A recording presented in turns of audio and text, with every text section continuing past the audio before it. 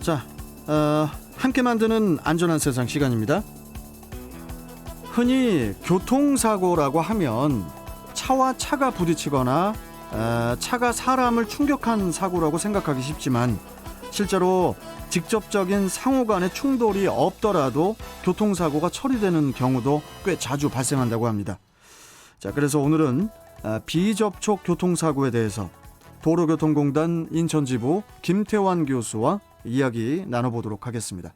자, 김태환 교수님 나와 계시죠? 네, 안녕하십니까. 자, 이 비접촉 교통사고의 개념부터 좀 말씀해 주세요, 교수님. 비접촉 교통사고란 말 그대로 두 당사자 간의 충돌이 없었음에도 교통사고로 인정되는 경우를 말합니다. 예를 들어서 내 차가 정상적으로 진행하고 있는데 맞은편에서 달려오던 차가 갑자기 불법 유턴이나 중앙선을 침범하는 바람에 그 차를 피하기 위해 급핸들을 조작해서 가로수를 들이받는 상황을 가정해 보겠습니다. 예.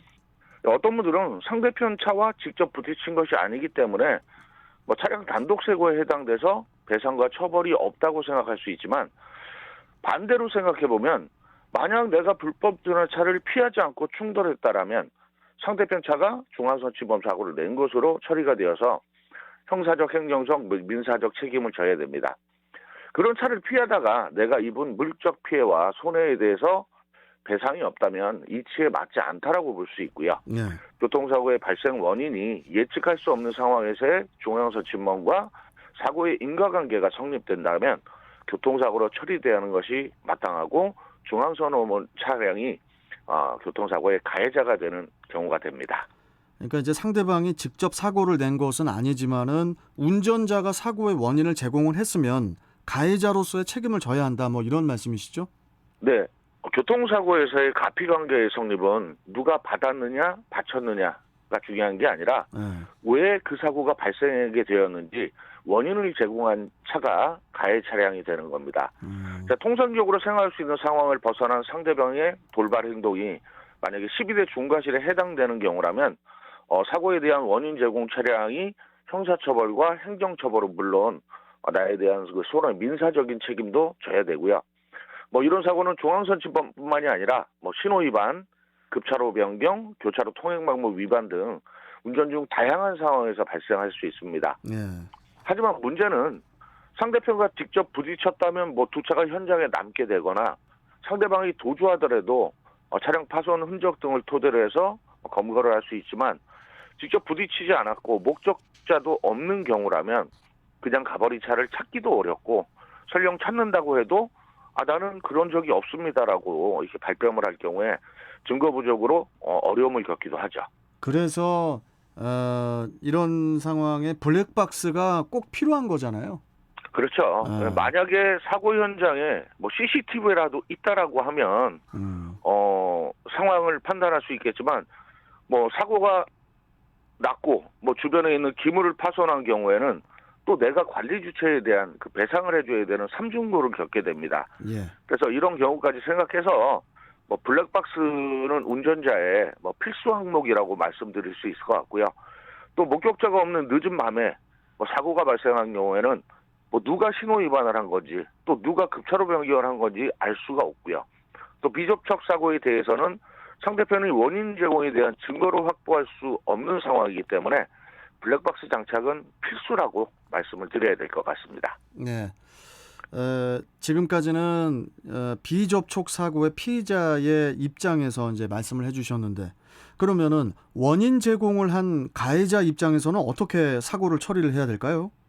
네, 앞서서 말씀드린 대로 불법 유턴을 한 경우를 예를 들었는데, 예. 자, 내가 불법 유턴을 하다가 마주오던 차량이 나를 피하기 위해서 단독 사고가 발생이 됐습니다. 다행이다, 안 부딪혔으니까. 그리고 설마 별 문제가 있겠어라는 생각으로 무심코 현장을 이탈하는 경우가 생기는데, 예.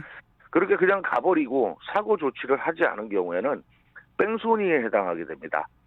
나와 직접 부딪히지 않았어도 나의 불법 행위로 인해 사고가 발생한 것이 명확하면 차에서 내려서 피해자에 대한 구호 조치를 취해야 되지만, 취하지 않고 현장을 이탈한 경우에는 특정범죄 가중처벌 등에 관한 법률 제5조 3 도주 차량 운전자의 가중처벌에 따라 가중처벌하게 되는데, 예. 피해자가 상해에 이르게 한 경우에는 1년 이상의 유기징역 또는 500만 원 이상 3천만 원 이하의 벌금에 처하게 되고, 피해자가 사망에 이르게 하고 도주한 경우에는 무기 또는 5년 이상의 징역에 처해집니다. 뿐만 아니라 행정처벌로 운전면허가 4년간 취소가 되고 4년간 운전면허를 취득할 수 없는 상황이 돼버리는 거죠. 이 사고 이후에 피해 차량 운전자가 별일 아니라고 해서 별일 아니에요, 이래가지고 그냥 가라고 해서 갔는데 뺑소니가 성립되는 경우도 이제 가끔 발생하는 것으로 알고 있거든요. 네, 뭐 실제로 사고가 났는데 현장에서는 괜찮습니다, 다친 데 없습니다, 괜찮아요, 그냥 가세요 라고 했다가 나중에 그 사람이 뭐 변심을 해서 신고를 하는 경우가 있습니다.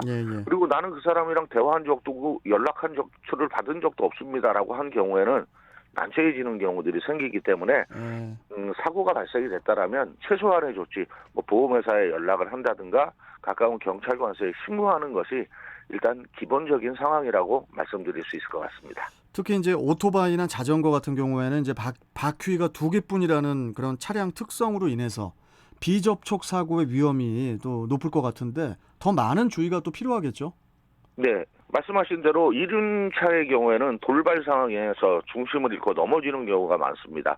또 운전을 하던 사람은 오토바이가 작아서 보이지 않았기 때문에 나는 못 봤다 라고 할 수도 있는 입장이기 때문에 이륜차를 운전하시는 경우라면 좀 더욱더 주의를 하셔야 되고, 실제로 이제 운전을 하시는 일반 차량의 운전자들 같은 경우도 주변에 이륜차가 있을 때는 조금 더 거리를 유지하면서 이렇게 운전을 하시면 좋을 것 같고, 이륜차의 경우에도 전조등 그리고 방향지등을 잘 작동하셔서 주변에 있는 차량들에게 나를 잘 인식할 수 있도록 해주는 이런 운전 자세가 중요할 것 같습니다. 알겠습니다. 자, 함께 만드는 안전한 세상, 오늘은 비접촉 교통사고에 대해서 알아봤습니다. 자, 오늘 말씀 잘 들었고요. 다음 시간에 또 뵙겠습니다, 교수님. 고맙습니다. 네, 감사합니다. 자, 도로교통공단 인천지부 김태환 교수와 함께 했습니다.